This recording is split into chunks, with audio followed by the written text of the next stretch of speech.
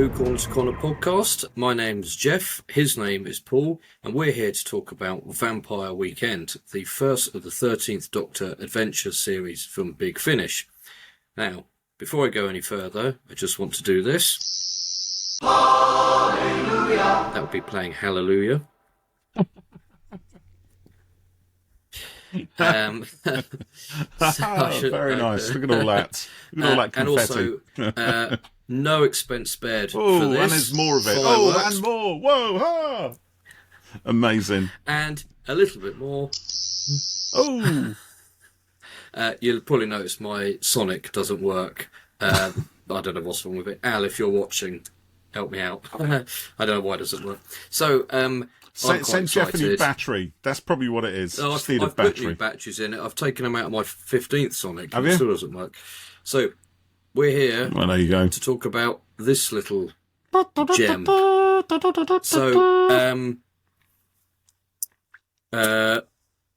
I'm just going to sit back for 10 minutes while Geoff waxes lyrical about this. Because you've been waiting for this for a long time, haven't you, Mr. Geoff? Well, this has been about a year now since it was first announced that Jodie and Mandip were coming to Big Finish, and it's not long after they left the show itself, and I always kind of hoped that they'd do it. I didn't expect that it would happen so quickly, and I'm not saying that's a bad thing at all, because to go back to the golden age so quickly it makes me even happier.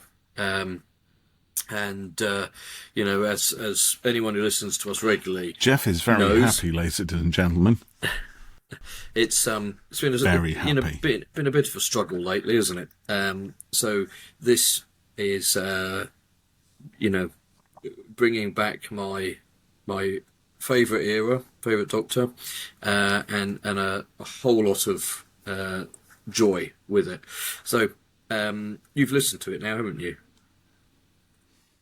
I have, yes. I finished listening to it about an hour ago, so it's all fresh in my head. So, yeah, I've been busy, mate. It's been a very busy week. Yeah, you've been away on holiday, haven't you? Yeah. I have, and today I've been trying to catch up with everything. Yes, yeah. So well done for squeezing it in. So, yeah, I'm sort of trying not to, gush too much, but just gush. Gush. It's your moment. Very, very, very excited for this, and had been looking forward to it for a year, and I hoped it would be good, of course, and that it would deliver, and I'm pleased to say that I feel that it absolutely delivers. The Big Finish and Tim Foley, who wrote it, who we're also going to be speaking to about it all in a couple of months, have done a great job. This story, which we'll talk about in a bit more detail in a moment, it feels vibrant and energetic and silly and fun and optimistic and all of the stuff that I kind of love about Jodie's Doctor, this is a great start, I think, to this range. So I'm just, you know what, we've got a new adventure with the 13th Doctor and Yaz, and we're getting a new one every other month for the next 2.5 years. I literally don't care what else happens. I don't care what else happens with the show. Whoever's I don't care. The world can go to total shit, but we've got more Jodie and yeah. It's just more Jodie and Mandip. Do you know?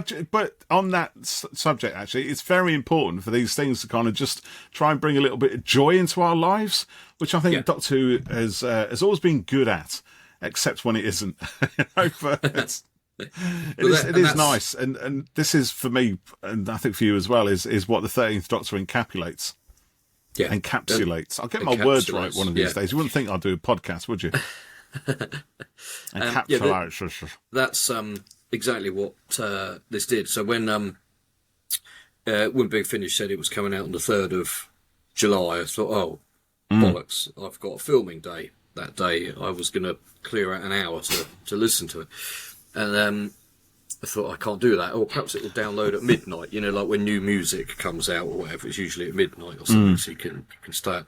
And then a couple of people on Twitter said Big Finish don't release stuff at midnight. It's like 9:30 in the morning. So I thought, damn it.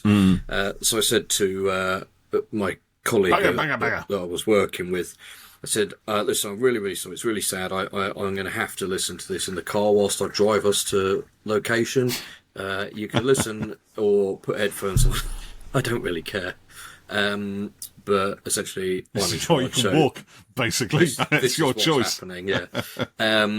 So I managed to download it and then had enough time to listen to it whilst I drove to filming, which was great. And I was sitting there chuckling away, smiling throughout the whole thing. And like you said, that bit of, happiness and joy,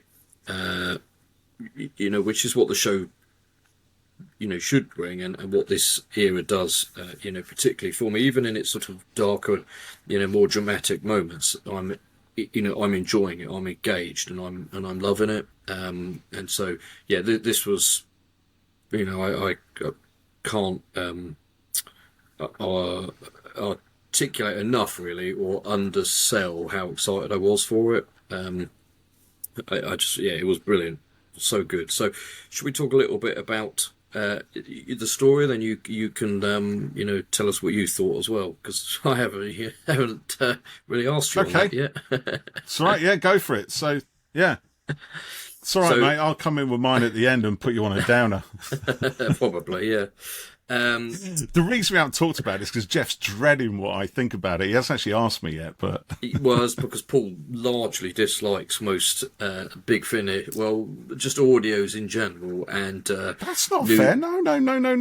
I've got tons and tons and tons and tons and tons of Big Finish, and it still only feels like I'm ever scratching the surface. Well, as I've said to you, there's like 10 times more Big Finish that I don't have than Big Finish that I do have. Yeah, and I just think that with the volume of stuff they put out, there's going to be a proportion of it that doesn't quite hit the mark for me, personally. And I'm sure all the stories that I dislike from Big Finish, or perhaps don't gel with so much, there's other people out there who absolutely adore them and love them, and who they vibe with 100%, because that's what Big Finish can do. There is so much of it. They can target as many people as they want. They can try so many different things, and there is no way is 100% of that going to land with 100% of the people. So from the sampling of Big Finish that I own and have listened to, most of it I like. Some of it I really dislike, but that's a tiny bit. And there's a whole batch of it which I think is kind of middling,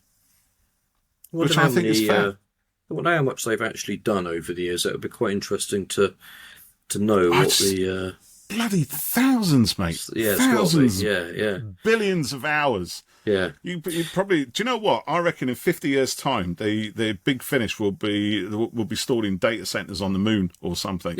Because it will need that much space, even with future technology, to accommodate that much content, as it were. Yeah, huge amount. Where would we be with that Big Finish? Well, oh, goodness me, imagine. Right, here's the thing. I wonder now, right? Sorry, I'm just going to pose this one because I'll forget, right? If we lost Doctor Who, the TV series, right, we'd all be very sad, right? But we know at the back of our minds, in our heart of hearts, that Big Finish will continue, that the books and the comics and all the other spin-off stuff will continue to be there. But what if it was Big Finish that suddenly stopped? And we never had any more audio adventures from Big Finish, or maybe from anyone to that sort of degree.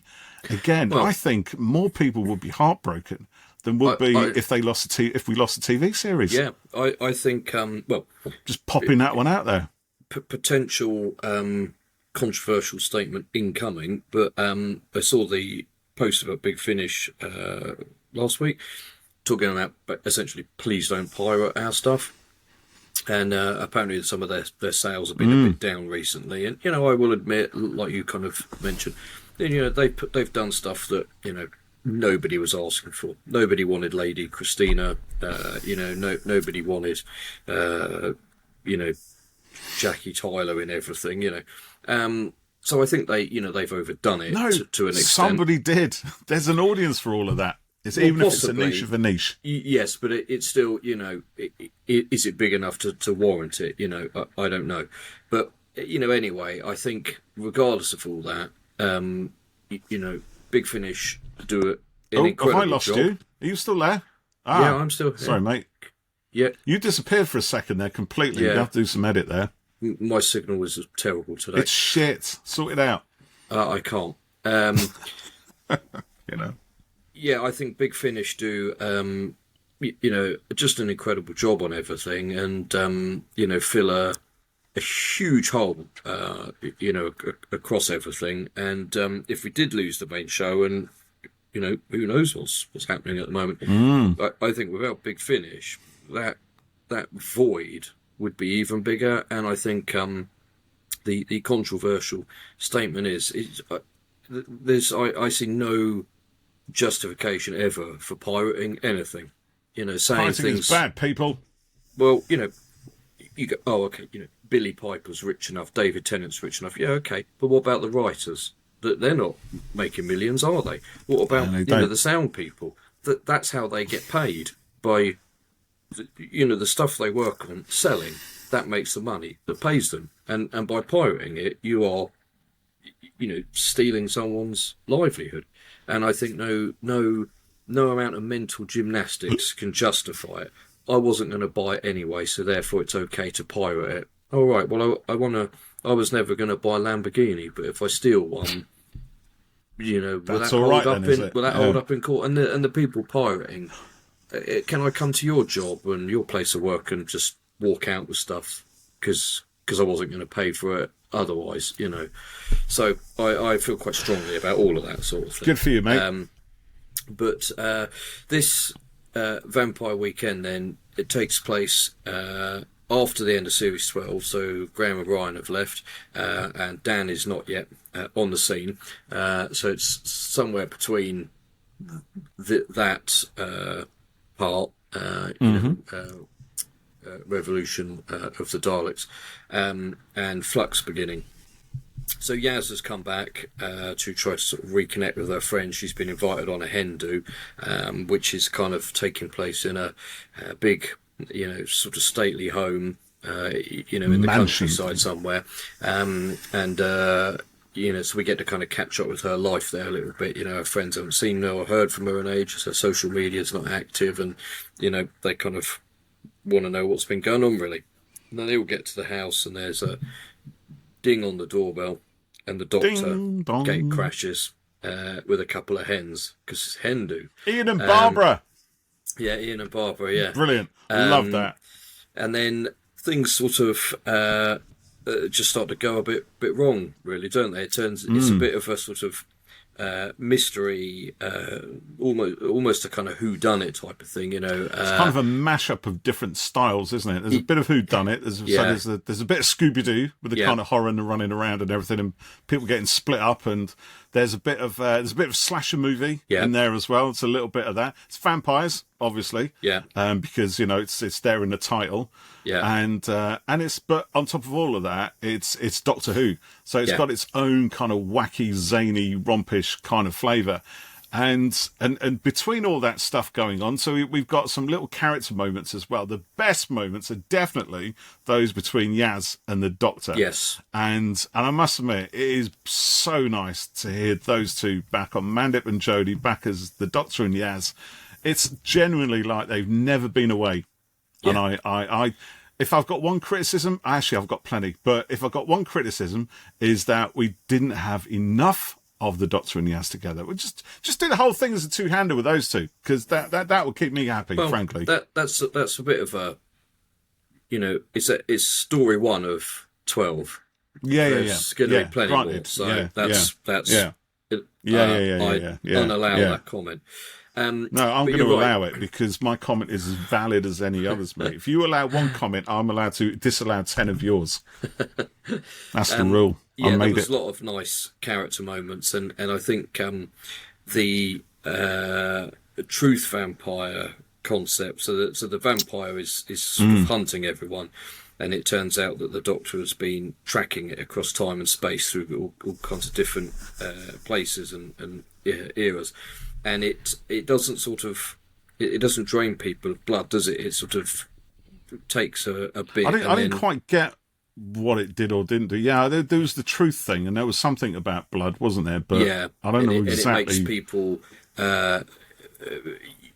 express their Tell the truth. and their feelings, and it sort of feeds off of that. And when we talked to Tim Furley, I want to ask him if this was a little bit of a homage to Colin Robinson in What We Do in the Shadows, because he's an energy vampire. Maybe. So he he gets his life force basically irritating and boring people. Bit like us. Yeah, a bit like us, yeah. We're a bit like that. So I wondered whether a truth vampire was a bit like an energy vampire. So I will ask him. You can ask him. You can bank that question up. Yeah, so I remember that. So, there's quite a few red herrings in here, aren't there? Is it Gina's mum? Is it... Yeah, we kind of go through the list of suspects, and it turns out it's none of them people. Yeah, so did you figure out, who it was, what it was? What it was. Do you know what? When I first heard this... If anyone's listened to this at this point, spoilers. I will assume you've listened to spoilers. it. Yeah. So it's Boo Boo the dog. Boo Boo the dog. And so when I started listening to this, and is it Gina's... Does the dog belong to Gina's mum? Who we only ever know as Gina's mum? Yeah, it does. Which I thought was also quite funny, because you've probably all had friends whose parents, hilarious. So there's so as soon as we heard that, as soon as Gina's mum is kind of introduced by her doting on her dog. Oh, little Boo Boo! Oh, what they done to you? She obviously dotes on this dog. I thought, the dog's the vampire, as a bit of a joke, right? Because I thought the dog's going to be the vampire, as a joke, yeah. And it turned out it actually was the dog, actually. And it's getting closer and closer. And I thought, and I did kind of go through the motions. So is it going to be actually Gina's mum? Is it going to be? And I'm sorry, I can't remember the names of all the people. But then I thought, and then it was. Turns out it's the dog, which was fun actually. I did like that. A couple of hold on, where is it? So where is it? Zoya, Daryl, and Mason. I did struggle with the amount of characters, but this is because I just have an attention deficit when it comes to listening to audio. I've got to be doing something else while I'm doing it. So I was playing on my phone and yet still trying to listen to the audio. If I was driving, it'd be fine, because I just do driving on automatic almost, he says. Don't do that at home, kids. That's when but I seem to be able to do both things equally well at the same time. I usually listen when I'm driving around or when I'm walking in and out of work on a couple of days a week. So we got Zoya, Kat, Mason, Gina's mum, and Daryl, haven't we? So it's not a huge number of people, I suppose, but it was kind of enough for me to get a little bit of just trying to get a handle on who was who. I think Gina's mum was quite easy because she had quite a distinctive voice. Yes, and that always helps. Zoya. So which one was Yaz's? Which one was actually getting married? Gina, but she wasn't there, was she? No, they forgot to invite her. It seems a bit of an oversight for someone on a hen do. Okay, but but then that also, about halfway through it, I was like, oh yeah, Gina's not there. I wonder if Gina is there, but she's a vampire. So so there's a couple of kind of red herrings, and I was then started leaning towards it being Gina's mum, because that's kind of where it starts to steer you. So I wasn't expecting it to be Boo Boo the dog, which was quite fun. When I listened back to it, they refer to Boo Boo as a little monster at the beginning, because he's licking the I think that's what things. Kind of subconsciously got it in my head, maybe, possibly. But the characters, I don't know whether we'll hear from these ones again. There was sort of talk of Yaz's family, so I'm hoping that we'll hear from Sonia and stuff throughout this definitely. series. Yeah, that'd be fun. But the characters here were fun, and it worked really well to kind of challenge Yaz a bit about where she'd been, why she'd been so quiet and stuff, and sort of effectively disappeared. Who is this doctor? And to get some quite interesting character stuff out, like the one who was the bridesmaid feeling inferior about it, and it should have been Yaz and things, and the guy and fancying the other the other partner and stuff like that. So, but like you said, the character moments with Yaz and the Doctor, particularly when the Doctor was, what did she say? It's about to all start coming out or something. With the truth, and just a few little bits, because obviously this takes place, I think, before Eve of the Daleks, when Yaz has sort of. But it's pre-flux, isn't it? So, like you said, Dan's not even on the scene yet. So no, and Yaz. So Eve of the Daleks is way off yet. So their relationship isn't really discovered yet as such, is it? Yeah, and they sort of say they've missed each other and things, but it's. I thought quite nicely done, and gives us a good bit of kind of, that relationship, Phasmin stuff, but without it being. Too massive a part of it, because it can't be at that point in the timeline, so it sort of I think walked that line quite nicely on it, so that was good. I thought there was loads of little great bits in it. The Doctor carrying around eggs was typical 13. The bit when Yaz said, "Why have you parked the TARDIS in the middle of the maze?" she said, "Because I'm a silly Billy."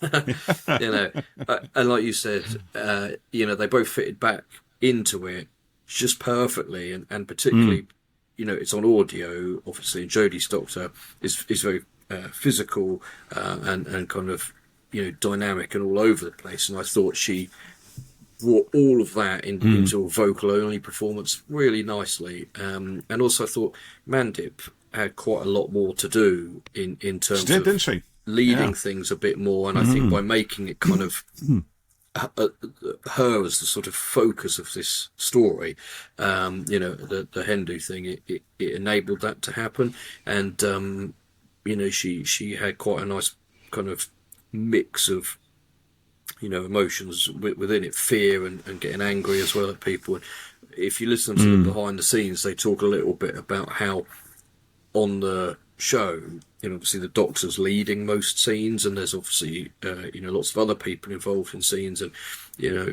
Mandip would not necessarily drive the action a lot of the time, and only have kind of smallish sort of numbers of lines at a time. So here, and on the audio, she gets to do a lot more, and in a more condensed period of time, I think. And there was one or two people I saw online sort of took it as a bit of a criticism, but I don't think that's what it was at all. I think it was literally saying, within a scene, you're getting to do more here. So I thought that worked well. Yeah.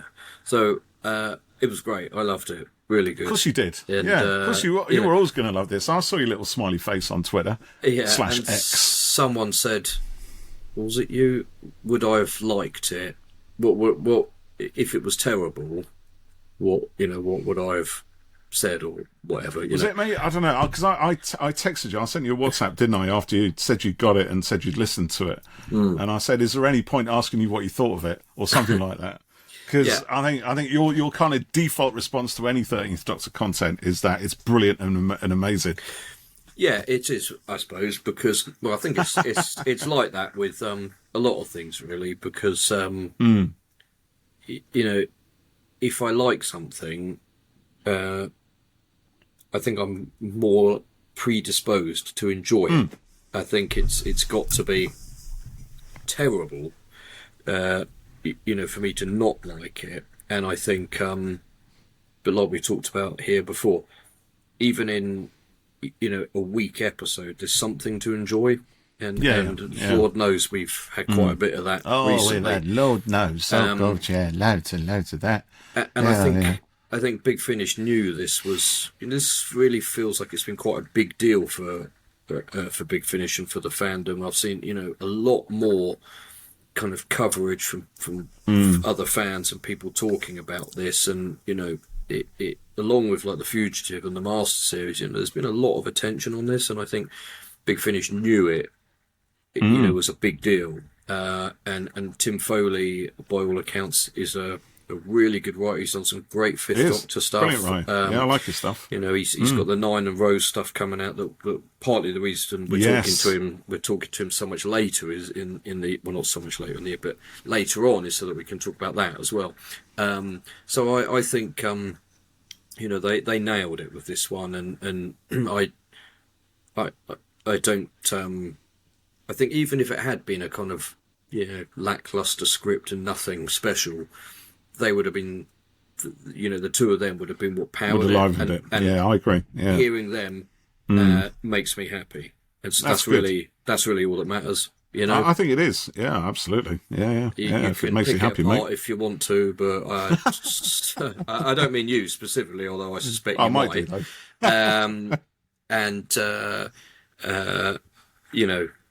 But it doesn't matter because I enjoy them.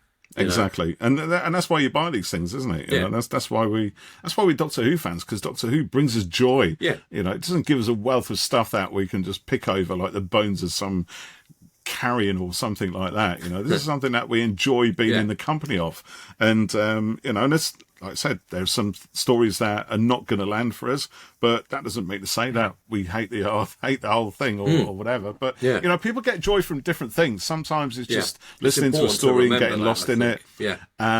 For others, it is actually the whole act of being a critic that people enjoy as well. So if Doctor Who allows them to kind of flex their critical muscles in some way, there's nothing wrong with that, really. Where it starts to get a little bit scary is when they suddenly present the results of that critical exercise as unimpeachable fact.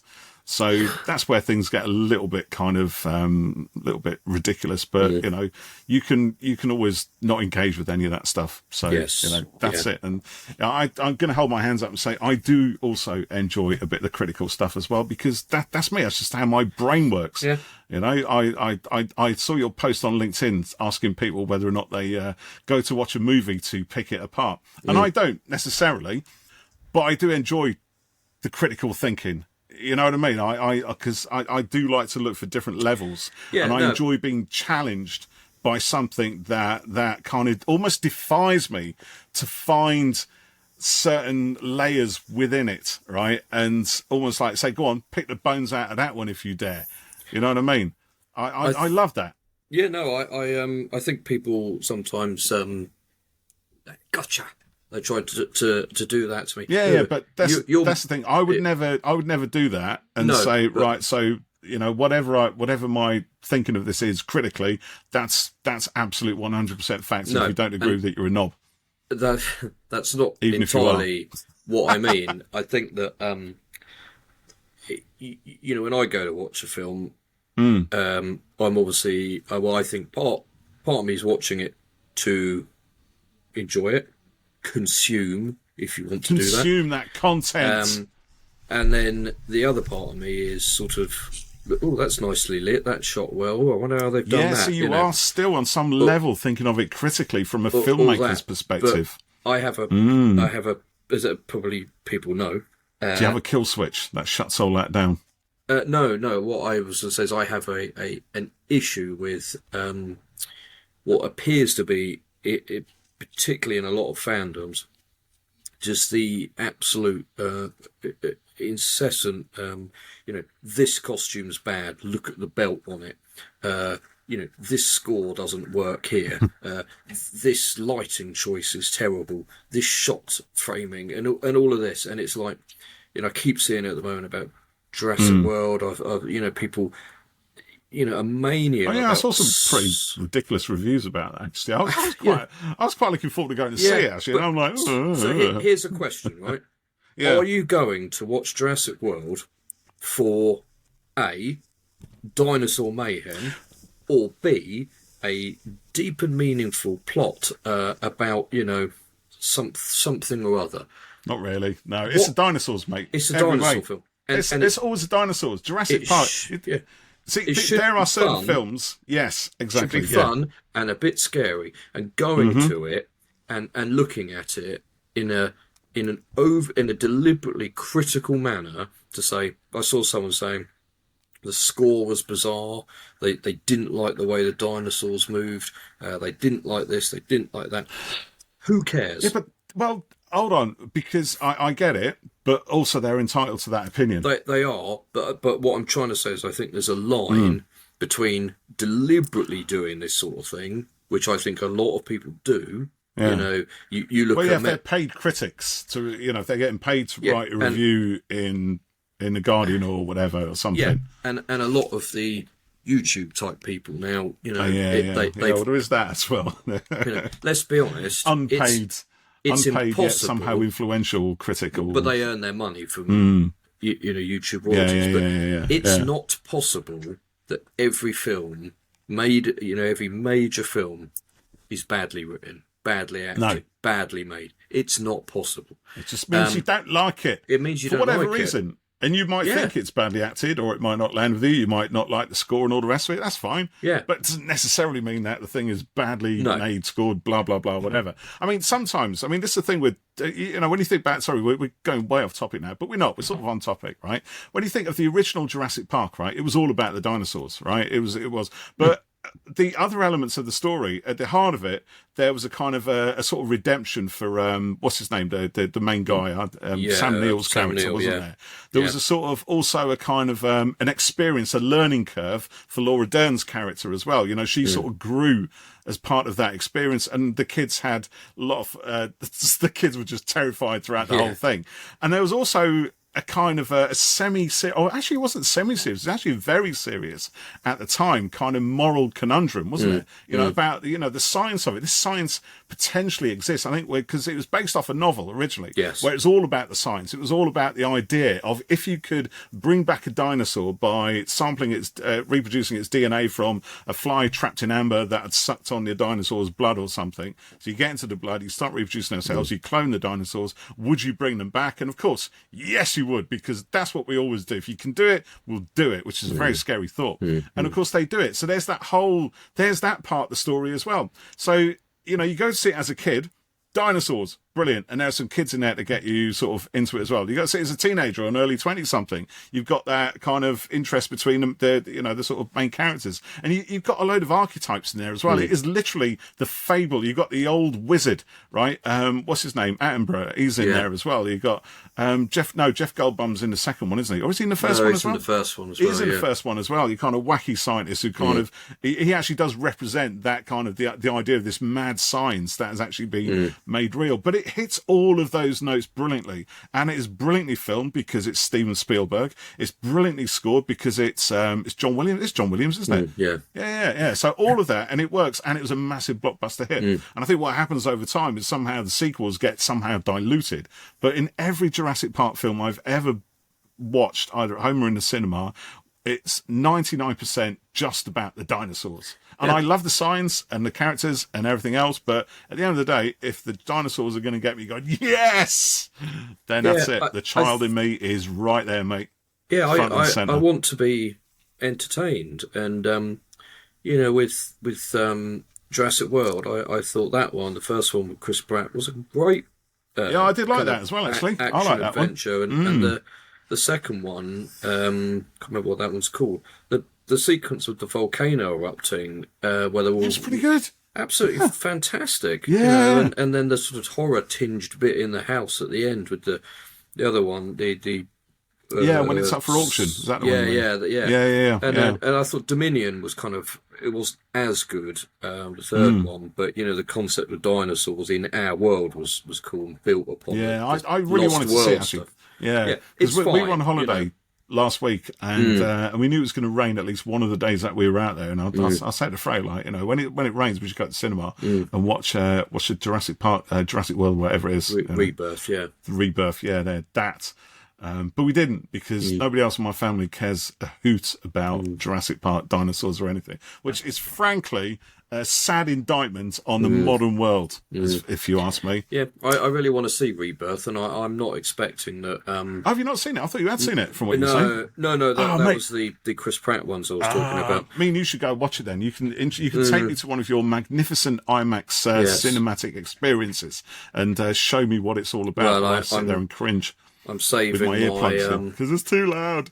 I'm saving my night out for the month for the Fantastic Four. There's that as well. Yeah, and Superman as well. That's out this month. You probably don't care about that. I'm not interested in Superman, mate. The reviews for that are coming in there pretty good, mate. They're looking good. But you go online and it's the worst thing ever. So so now you're saying that the critics actually have a point when it's a film that you're not interested in, eh? No, what's going on, Mr. Geoff? No, that's not what I said. Well, the reviews. Seems to be where you were going. No, It's not. The reviews I've seen from a lot of the places have been really good for it, and in the last week or so, there was a lot of doom mongering that a couple of reviews leaked early, and they were saying the film was a mess and all this sort of thing. And part of me was thinking, why does it matter? Do you want to see? It's, those things where it says there's a question and the answer is yes or no, and then it splits off. So it goes. Right. Do you want to see Superman? Yes. Yeah. Yes. Do you care about reviews? No. No. Go see Superman. Do you want to see Superman? No. Watch TV. It's. Do you know what I mean? That's quite fun, actually. Yeah. I wouldn't.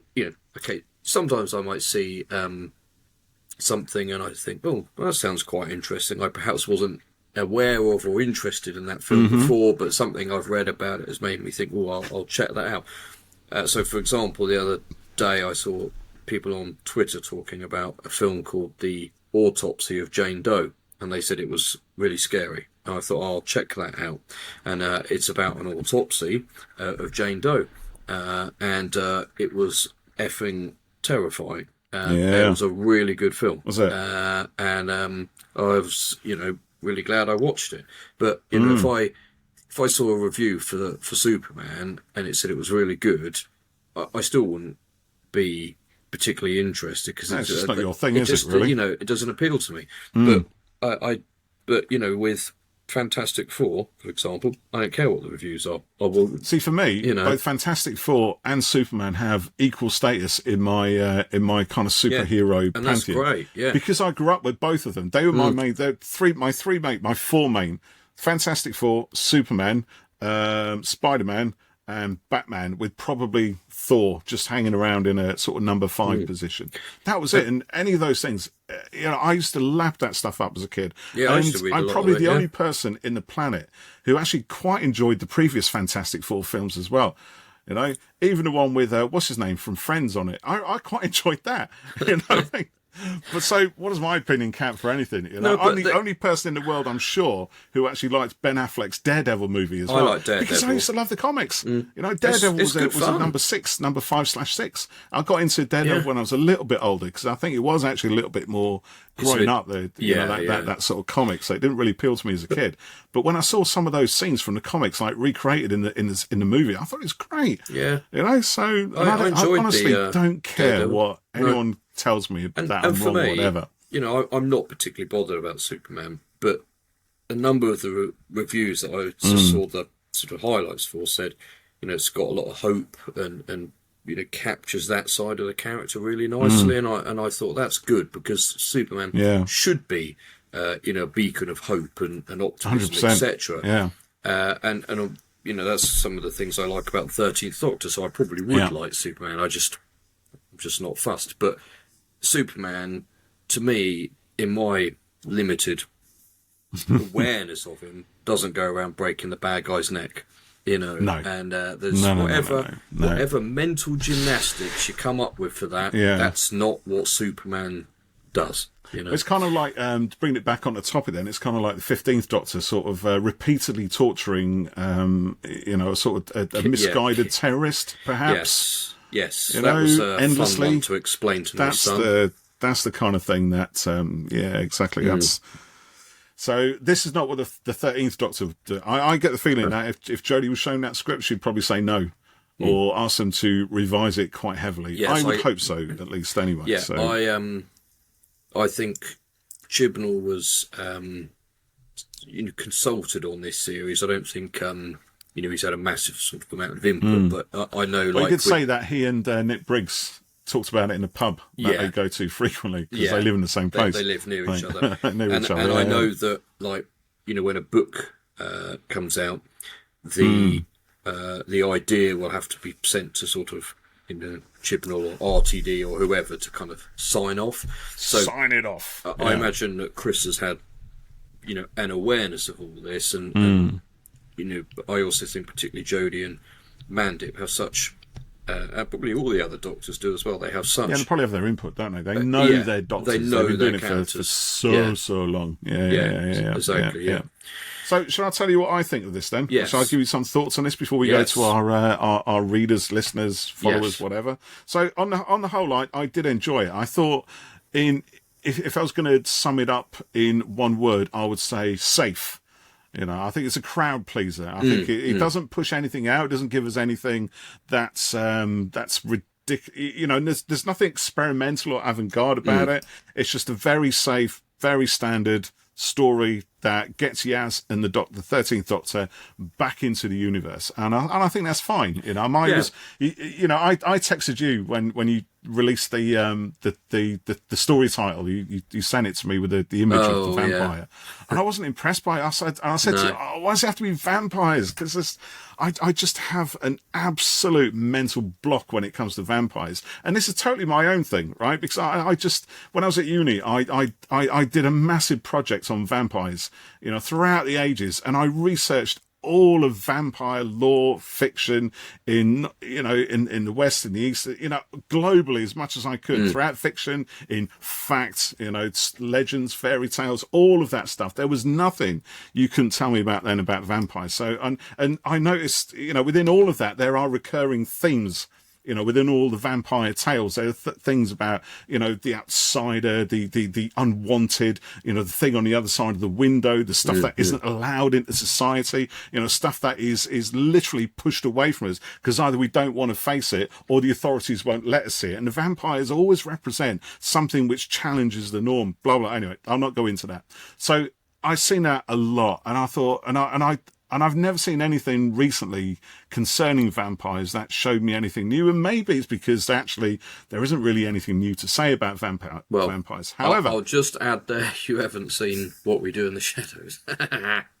You need to watch that. Yeah. Anyway, keeping on track. Yeah. Okay. Right. So the other thing is, right. So what was I going to say? Right. So on the vampire thing, one of the few vampire legends I have enjoyed is the vampire set up in State of Decay, which is the great enemy of the Time Lords. Now, this was something that brought vampires into Doctor Who, right? And State of Decay is not my favourite story because the vampires we see in that, the three who rule, just literally play out all the cliches that you would expect. But, it's a vampire story. You're going to do that sort of thing. But I don't enjoy that. What I enjoyed most is the new vampire, the great vampire, the giant terror of Time Lord legend, which is something so fearsome, so immense and so ancient, almost Thulic in its kind of nature, that it's just got some big universal part to play in the Doctor's life. Now, that is a vampire that I can jump on board with. And I did read a lot of Terrence Dicks, who wrote State of Decay, also wrote a lot of stuff which kind of expanded on that sort of Time Lord vampire war. And I think it was referred to also in the Time Lord victorious thing. I think there was a bit of a there was a vampire story thing. One of those sort of took that on. That was with Nine and Rose, and I in the comic strip, wasn't it? Yeah. In a DWM. In this, the Doctor talks about vampires being the sort of she does exactly. Yin and yang. This is Time Lords. This is one of those vampires. This is a remnant, I guess, from those. Well, I mean, she says it. This vampire was a great enemy of the Time Lords. Yeah. So for me, switched on. So suddenly, from hating vampires or being a little bit bored by them, to be honest, I'm interested again. So you'd be pleased to know that despite my initial misgivings over the whole inclusion of the vampire, I gave it a big green tick. So I enjoyed that. I thought that was pretty good. I also enjoyed the fact that it was a kind of a romp, so it didn't take itself too seriously either. The whole thing with the chickens, Ian and Barbara, I thought was just magnificent and so doctorish. Yeah. I think, yes, 13th Doctor, but I think any Doctor would do that. And this is what, this is why, I don't always go for just one Doctor. I do love the 13th Doctor, but, I just love the Doctor. And the Doctor is always the strangest person in the room, right? The one who makes you laugh, the one who gets you on their side, who gets you doing things that they want to do. And also, in some ways, the disruptor, the most dangerous person in the room as well. That kind of edgy personality that you want to align with, that you want to be best friends with, but who could also probably get you killed as well. So, and I love that kind of dichotomy in the character. And Jodie plays plays that brilliantly. It's not so present here in this story. Like I said, they're playing it safe. It's not really going into any of those grey areas. But just saying that, yeah, I think you're totally right. This is the first adventure. It's reintroducing everything. They're sort of seeing it as, a season on its own between seasons on screen. And, this is just, a fun romp, as they would say. And it's a vehicle to get back on stage, I think. And it really reminded me in that way of, the first episode of a new series of a show, whatever the show might be, but there's always a sort of tingle of excitement with it, and it's always fresh and it's new again, and this did that perfectly. But just slight diversion, but the next story they've got is the return of the Doctor. And then the return of the Doctor. Having saved the peaceful Zarians from an evil alien threat, the Doctor and Yaz sail off to their next adventure. Only this time Yaz wonders if they're moving on or running away. Convincing a grudging Doctor to return to the planet, they are shocked to find the Zarians in turmoil. What did the Doctor do? Why is the city in ruins? And what's that voice in Yaz's head? So that one already feels a bit like it's going, doing something a little bit different with it, and I suspect there'll be a bit of that throughout this exactly. range.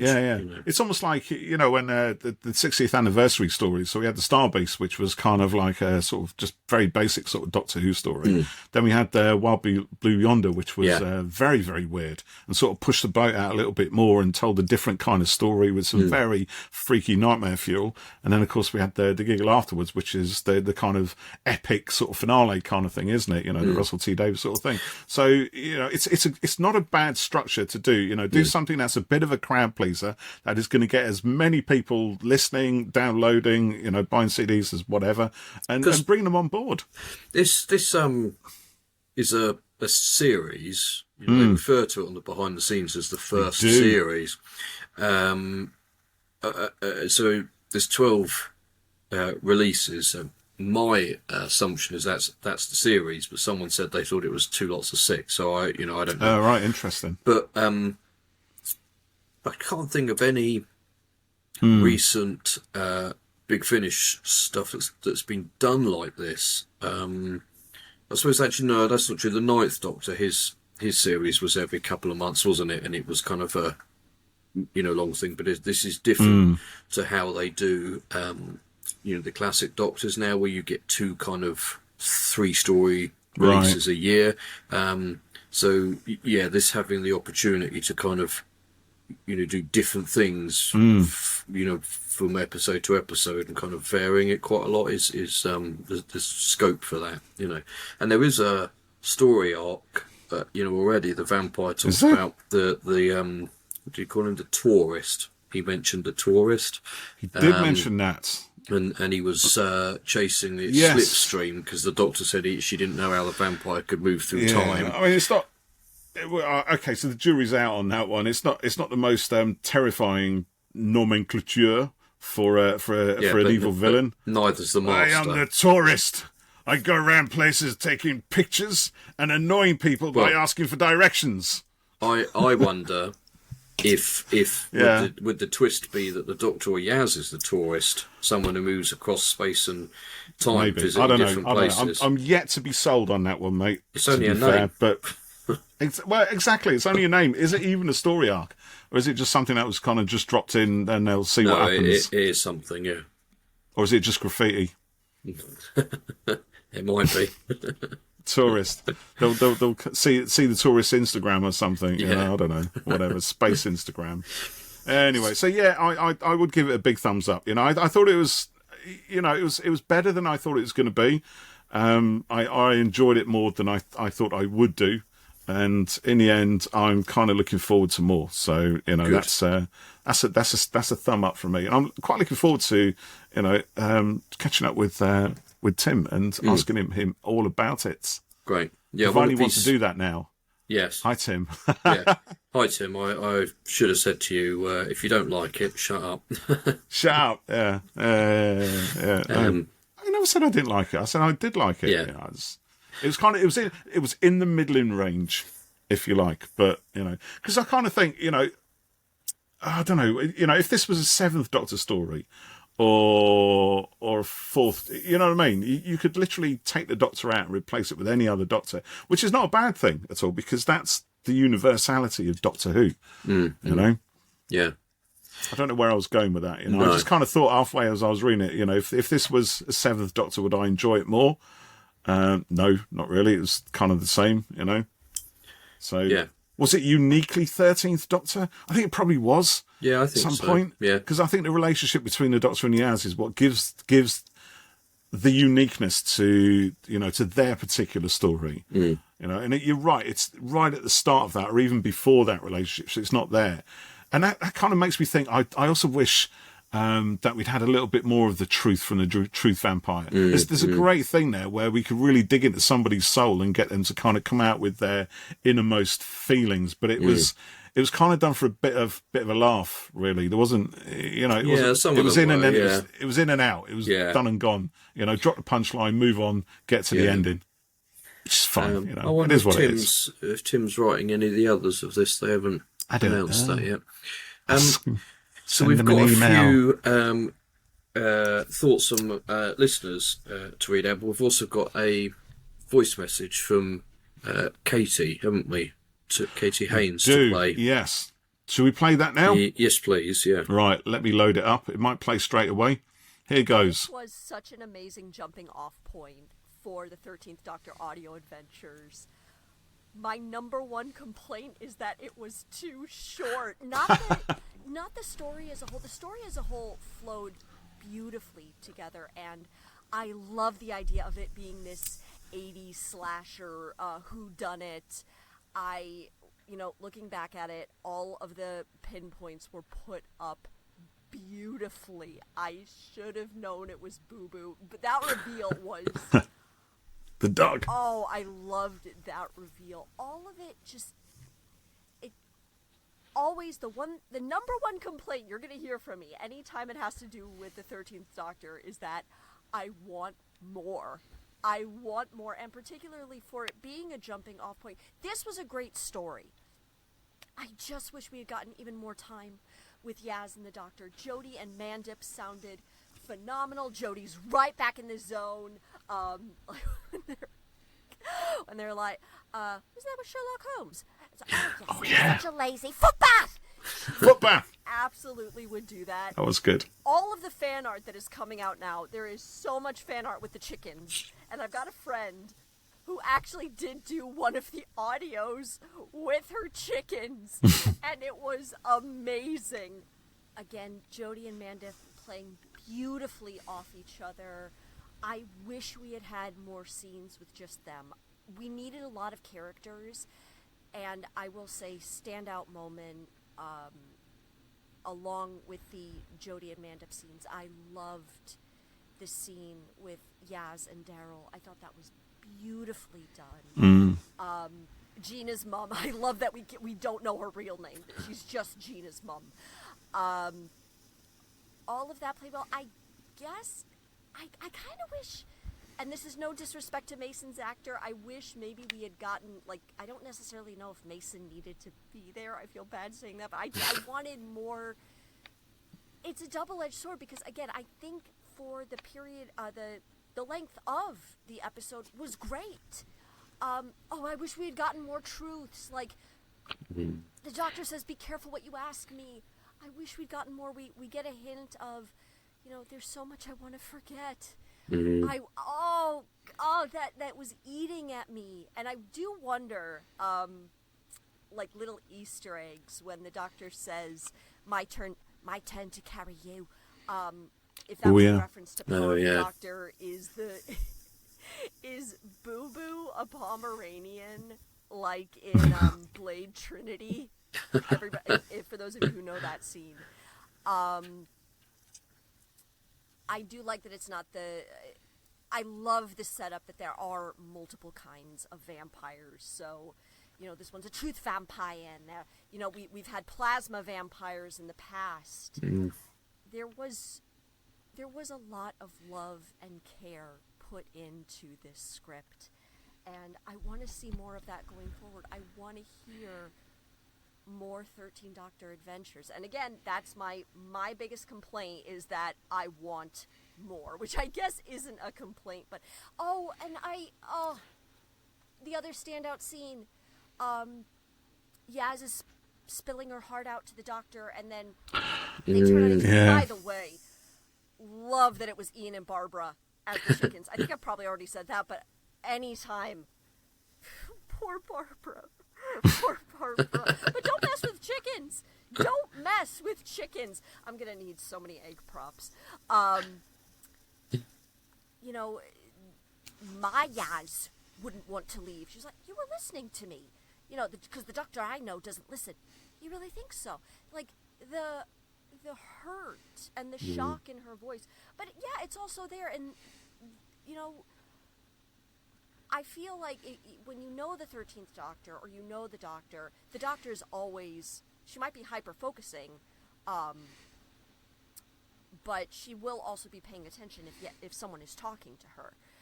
Maybe a bit of both, but I loved maybe a bit of, like, because she has had times where she's just, like, so in the zone, she doesn't know who else is there.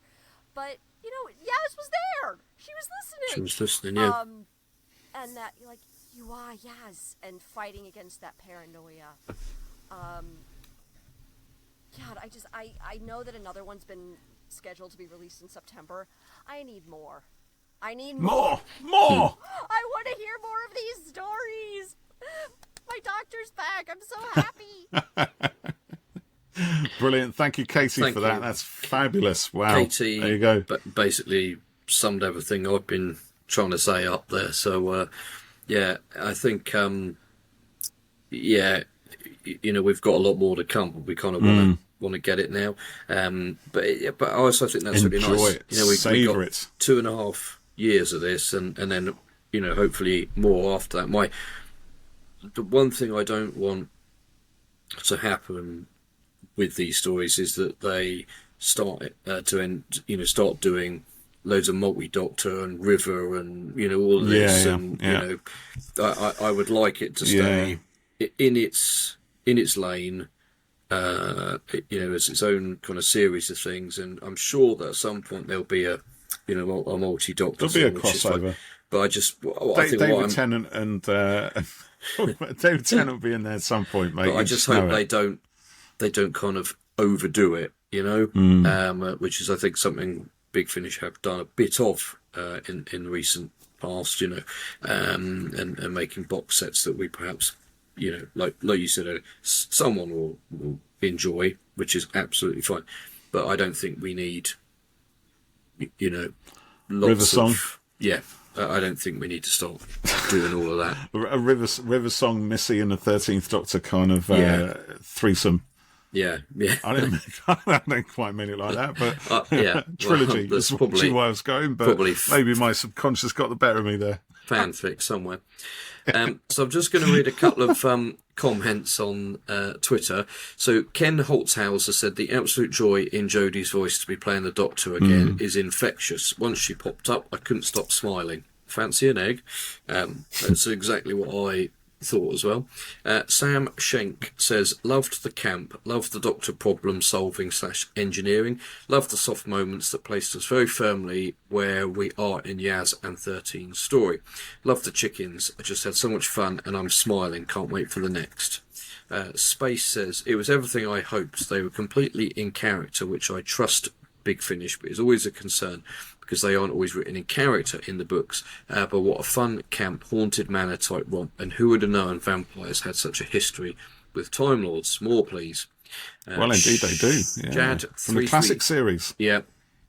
Shad336 says, I finished it around an hour ago.